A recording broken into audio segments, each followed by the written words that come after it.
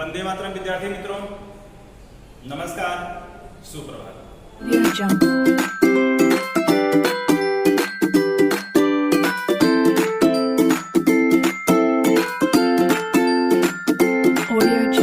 विद्यार्थी मित्रों, आज मैं आप लोगों को लेसन नंबर 2 आर्थिक वृद्धि और आप लोग देख रहे होंगे चैप्टर नंबर 2 वृद्धि और विकास के निर्देशक, इसके बारे में आप लोगों को जानकारी देने वाला हूं, आप लोगों को पढ़ाने वाला हूं। आज शुरुआत है, पहला लेक्चर है आपका, तो इसे आप लोग अच्छी प्रकार से समझेंगे और एग्जाम में जो इंपॉर्टेंट टॉपिक होगी उसे मैं आप लोगों को बताऊंगा।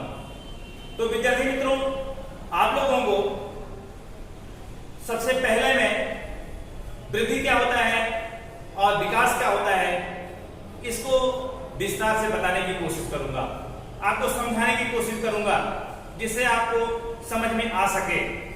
तो और समय ना लेते हुए हम लोग अपने मेन टॉपिक पे आते हैं। हमारा टॉपिक आज क्या है? वृद्धि और विकास। तो इसमें पहला क्या जानना है? सबसे पहले हमको जानना है प्रस्तावना क्या होता है। बच्चों, प्रस्तावना क्या है? हर शुरुआत करने से पहले उसको इंट्रोडक्शन आना चाहिए, प्रस्तावना आना चाहिए। तो प्रस्तावना क्या होता है? प्रस्तावना क्या है? आर्थिक विकास हासिल करना हर देश के को जरूरी होता है। हर देश आर्थिक विकास करना चाहता है, हर देश को आर्थिक विकास करना ही चाहिए। हर देश आर्थिक विकास अगर करेगा तो वहां की आर्थिक लोगों की आर्थिक स्थिति मजबूत होगी। तो आर्थिक स्थिति को बनाए रखना ये बहुत जरूरी होता है। आर्थिक स्थिति को ऊपर लाना, लोगों के जीवन स्तर में वृद्धि करना ये बहुत जरूरी है। तो आप लोगों को विद्यार्थी मित्रों, मैं आप लोगों को बता रहा हूं, द्वितीय विश्व युद्ध के शुरुआत में के समय 1939 से लेकर 1945 तक द्वितीय विश्व युद्ध हुआ था, दूसरा विश्व युद्ध हुआ था। उस समय लोगों के अंदर जब एक दूसरे के साथ युद्ध होता है तो लड़ाई झगड़ा होता है, उनकी आर्थिक स्थिति खराब हो जाती है। तो आर्थिक स्थिति को अच्छा करने के लिए, आर्थिक स्थिति को मजबूत करने के लिए कौन से कार्य किए जाए कि लोग अपने पुनः स्थिति में आ सकें।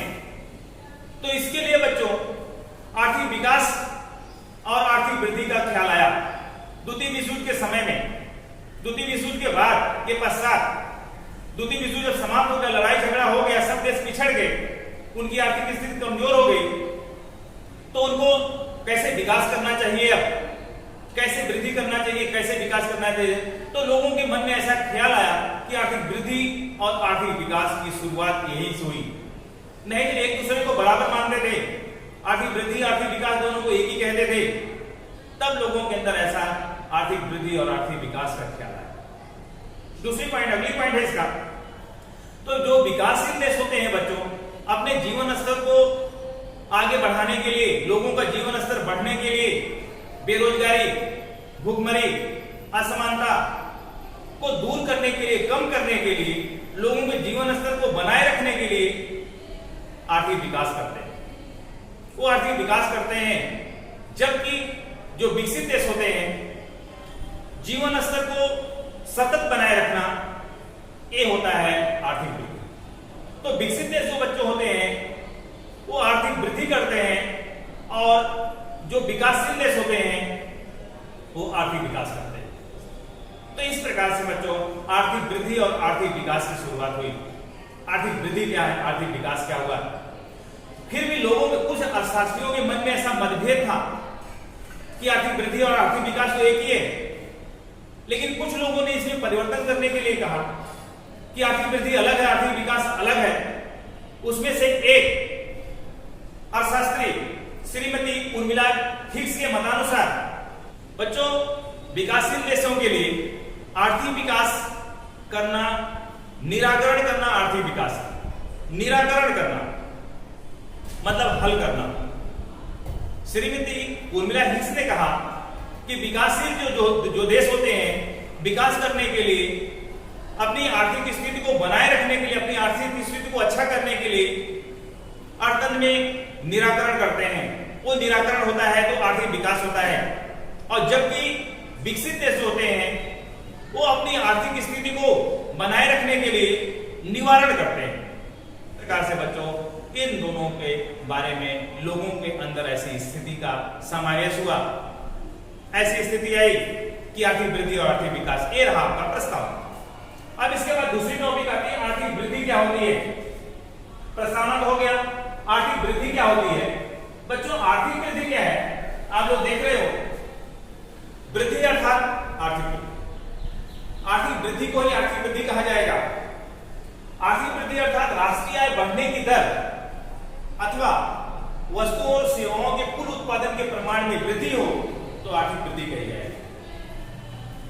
राष्ट्रीय आय बढ़ने की दर, राष्ट्रीय आय का दर बढ़ रहा हो अथवा वस्तुओं और सेवाओं के कुल उत्पादन के प्रमाण में वृद्धि होती हो तो आर्थिक वृद्धि कहा जाएगा। ये आर्थिक वृद्धि है। तो बच्चों राष्ट्रीय आय जब बढ़ती है, किसी देश की राष्ट्रीय आय का वृद्धि दर होता है तो आर्थिक वृद्धि होती है। वस्तुओं और सेवाओं के उत्पादन की मात्रा में वृद्धि होती है तो आर्थिक वृद्धि होती है। तो इस प्रकार से आर्थिक वृद्धि की परिभाषा आ गई। अब इसके बाद आता है, आप लोग यहां देख रहे हो, आर्थिक वृद्धि एक परिणात्मक परिवर्तन है। आर्थिक वृद्धि में परिणाम उसके बदलते हैं, जो स्थिति पहले थी उससे अच्छी स्थिति आती है, उसके परिणाम बदलते हैं। जबकि और दो देशों के बीच तुलना की जाती है, आर्थिक वृद्धि में दो देशों के बीच तुलना की जाती है तो आर्थिक वृद्धि हुई।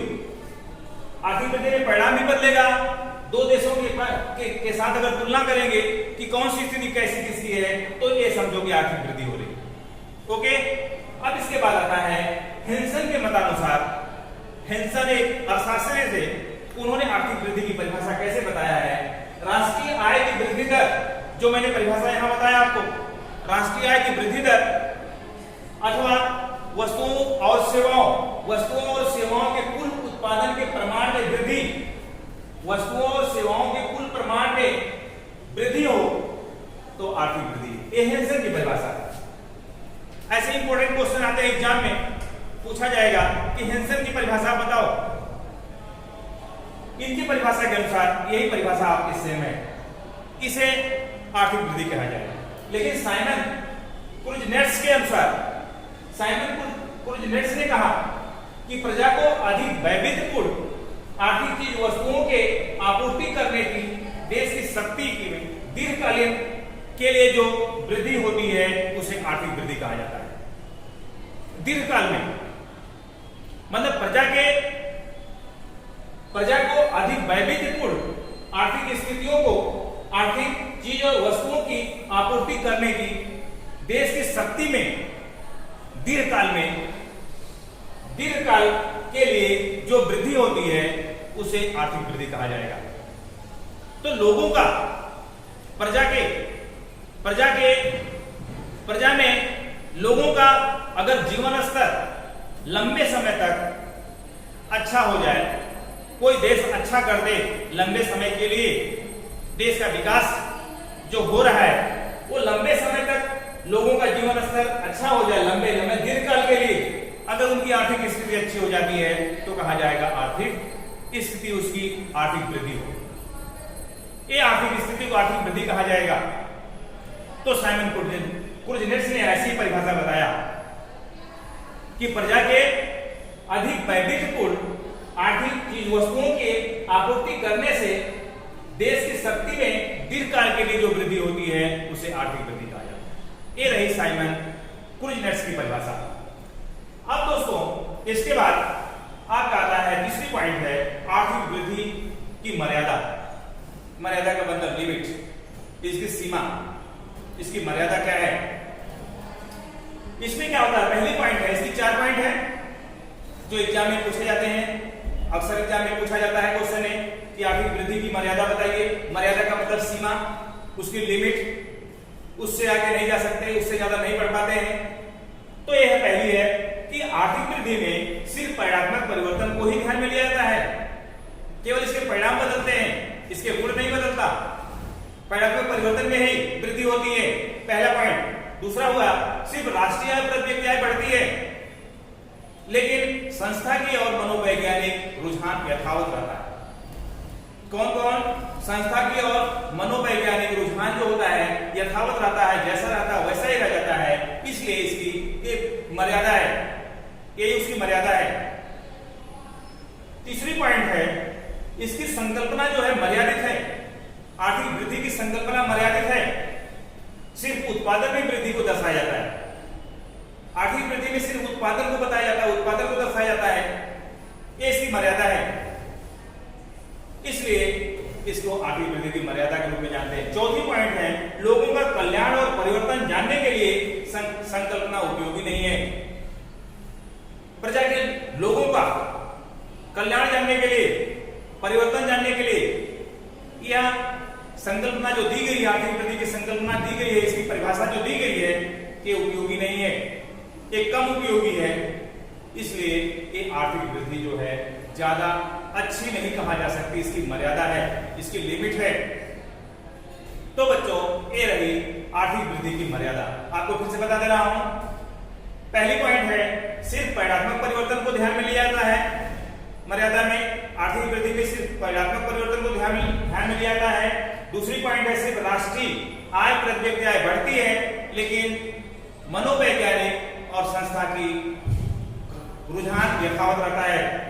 संकल्पना इसकी आर्थिक वृद्धि के संकल्पना मर्यादित है, सिर्फ उत्पादन में वृद्धि दर्शाता है। चौथी पॉइंट है, लोगों का कल्याण और परिवर्तन जानने के लिए यह संकल्पना उपयोगी नहीं है।